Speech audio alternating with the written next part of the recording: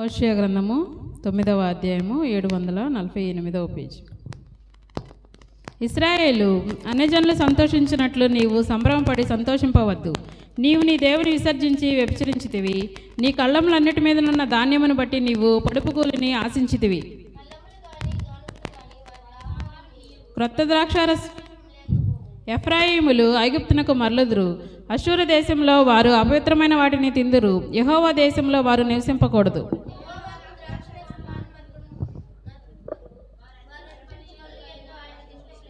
వారు ఆహారముగా పుచ్చుకునేది ప్రలాపము చేయి వారికి ఆహారం వల్లే అగును. దాన్ని భుజించి వారందరూ అపవిత్రులగుదురు. తమ ఆహారము తమకే సరిపడును గాని అది యెహోవా మందిరంలోనికి రాదు. నియామక దినముల్లోనూ యెహోవా పండుగ దినముల్లోనూ మీరేమి చేతురు? లయము సంభవించినందున జనులు వెళ్ళిపోయి ఉన్నారు.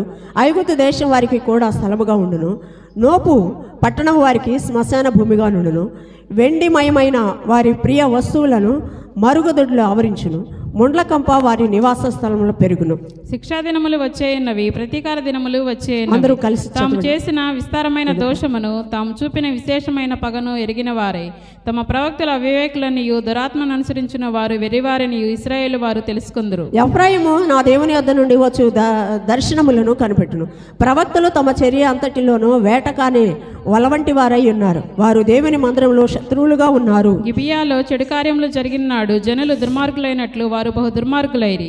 యెహోవా వారి దోషమును జ్ఞాపకం చేసుకొనుచున్నాడు. వారి పాపములకు ఆయన వారికి శిక్ష విధించును. అరణ్యములో ద్రాక్ష పండ్లు దొరికినట్లు ఇశ్రాయేల్ వారు నాకు దొరికిరి.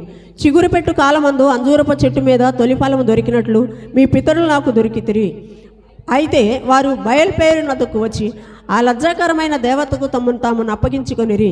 తాము మోహించిన దాని వల్లనే వారు హేయులైరి. ఎఫ్రాయిము యొక్క కీర్తి పక్షి వలె ఎగిరిపోవును. జననమైనను గర్భముతో ఉండుటైనను గర్భము ధరించుటైనను వారికి ఉండదు.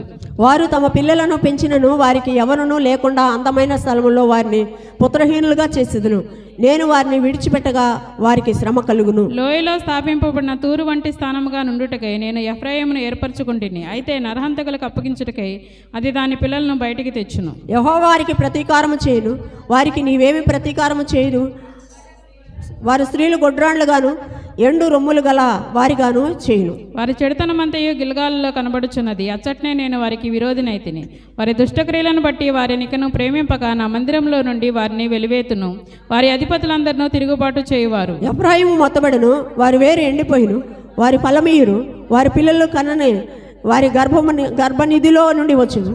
సొత్తును నేను నాశనము చేసి వారు నా దేవుని మాటలను ఆలకించలేదు గనుక ఆయన వారిని విసర్జించెను. వారు దేశం విడిచి అన్ని జనులలో తిరుగుదురు. ఆమేన్.